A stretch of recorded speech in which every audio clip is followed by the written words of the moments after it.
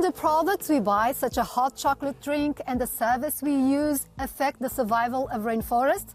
The EU thinks so.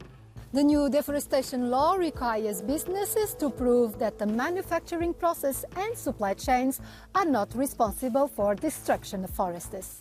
But some companies complain about the red tape and costs involved, so the rules have been delayed. This week, eu-decoded untangles the controversy. Rainforests are crucial for climate stability, especially in the tropics of South America, Africa and Asia. But in the last 3 decades, 420 million hectares have been destroyed, an area slightly larger than that of the EU. That land was used for extraction of materials and agriculture. With the new law, cattle, cocoa, coffee, palm oil, soybeans, wood, rubber, coal and paper will be affected. These products will only be sold on the EU market if they're not linked to land deforested after 2021. Under the deforestation law, companies will have to monitor supply chains and some products may become more expensive. What do consumers think of this trade-off? Me fijo en que sean productos sobre todo ecológicos, pero no tengo en cuenta la posterior deforestación o lo que provoca. Sí, claro, tienes que tenerlo en cuenta. Yo entiendo que para una familia que sean muchos miembros es más complicado el tener en cuenta esas cosas, pero si puedes y siempre que esté a tu alcance, creo que deberíamos hacerlo. Sí. Ez az ára annak, hogy aztán ne legyen olyan nagy a pusztítás, akkor igen, akkor megveszem. Hát ez természetes. Figyeljünk a bolygóra, ezért elnéznék egy kis inflációt. Nyilván alapvetően ez egy jó irányvonal és támogatható, csak ez mindig azt okozza, hogy az alternatív termékeknek viszont sokkal magasabb lesz az áruk. Grégoire Laurie has been covering this controversial law for Euronews and can give more details. The deforestation law was due to be implemented by member states already from December 30th. So why did the Commission recently ask to postpone it for 1 year? There has been calls and worries from different parts growing, especially over the summer. So calls from member states, from third countries, from companies, operators, traders.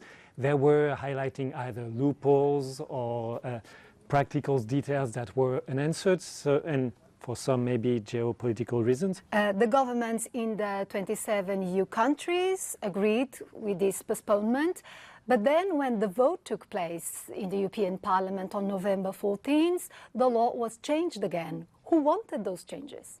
That was the EPP, which is a bit strange because the EPP had the rapporteur on the previous deregulation, so it means that the EPP has changed a bit its position.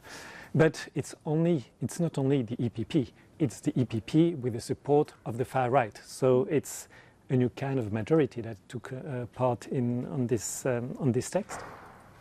The EPP said that the former text was too bureaucratic with too stringent rules. And they got the votes with the help of the far right in this case, which also was kind of a provocation to the Greens and the Socialists that have been trying to build a consensus. Indeed, and it's interesting to follow because it's a majority EPP centre-right with the far right that has decided to water down the text. And it is a different majority that had supported von der Leyen a few weeks before. That was a majority with Renew, the Greens and the Social Democrats. So what comes next in terms of negotiations? Well, either the text goes through the usual institutional process, so the text has to be endorsed by the Council, representing the Member States, and by the Parliament.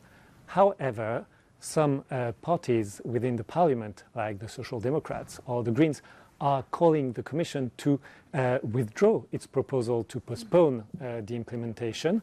And the left also is asking the vote to be redone because there were technical issues during the vote. Once the law comes into force, both producers and import-export companies must put in place a monitoring system. Member states will make inspections, and fines worth up to 4% of a company's turnover could be imposed. The European Commission will also define countries as having a low, standard or high risk of deforestation. But the European Parliament has voted to add a new no-risk category that would exempt countries' enforcement. With us at the European Parliament is Anna Cavazzini, Chair of the Committee on Internal Market and Consumer Protection. So the deforestation law is another part of the Green Deal that has become highly politicized and somehow put on ice. Is the credibility of the European Union as a decision maker at stake here? Yes, I find highly problematic what happened because indeed we're passing laws, companies are getting prepared for it, citizens are getting prepared for it, and then all of a sudden we say, yeah, we want to weaken the law again, or we want to postpone the law again. And I think this creates more chaos and indeed threatens the EU as a credible decision maker. Some industry sectors are highly critical of it, while others want a law as soon as possible. How do we explain this?